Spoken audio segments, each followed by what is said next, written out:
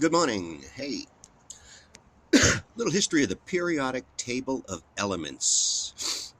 Amazing piece of work done in the 1800s in conjunction with Madame Curie, some of her studies around isotopes. So, way back in the 1800s, we knew about these particle things, these molecules, these atoms. We had a darn good idea, or some of us did, in the 1800s that particles existed.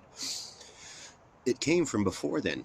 This was a building of knowledge from before the Middle East, from when man started to learn how to harvest and make metals, or even pottery in kilns. He noticed some dirt was better than other dirt and wondered why for making pottery. Some dirt you could heat up enough to get metals out of. It was probably an accidental discovery more than on purpose, but someone got some curiosity. So this periodic table of elements only started with 58 or 60 elements back in the 1800s.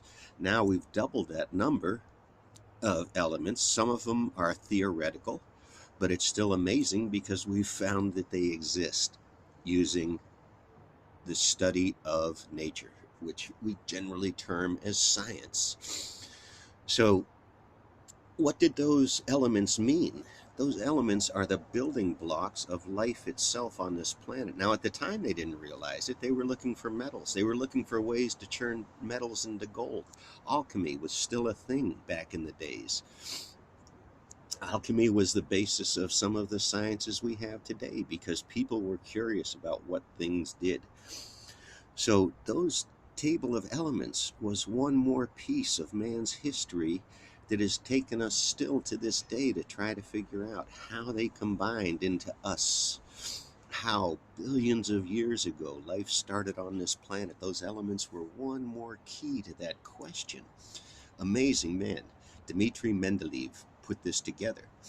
Now, he didn't invent this. These elements existed, and many scientists across the globe knew about this, mainly Europe centered, Russia and Europe. This is before the Americas. We were still fighting Indians and stuff when this was going on. So,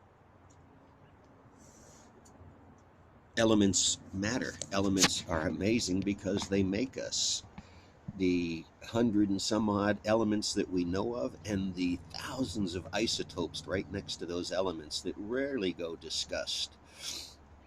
The place on that periodic table says whether it's a base, an alkaline, or a neutral. No reactive in that chemical.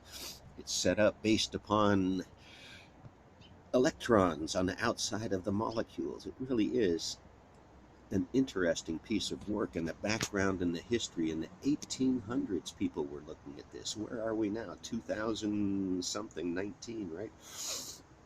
So there's a piece of amazing humanity that we were able to put together hundreds and thousands of years of learning to make a periodic table to present elements to us in a reasonable fashion. So there's something. Periodic table of elements and its history goes back a long time. It wasn't stopped or helped with supernatural, although at the time they were sure wondering what the heck those isotopes, that radioactivity was. They were just beginning to learn about it. 1800s. So we have built on that. We have not detracted from what we learned. We have made it better. We have gotten more refined. This is what humanity does. It tries to make things work better, faster, and improve things in general. Now, whether that improves things for you is a whole nother question. But the fact is, you're here. My theory is you were born. We need to learn how to deal with you.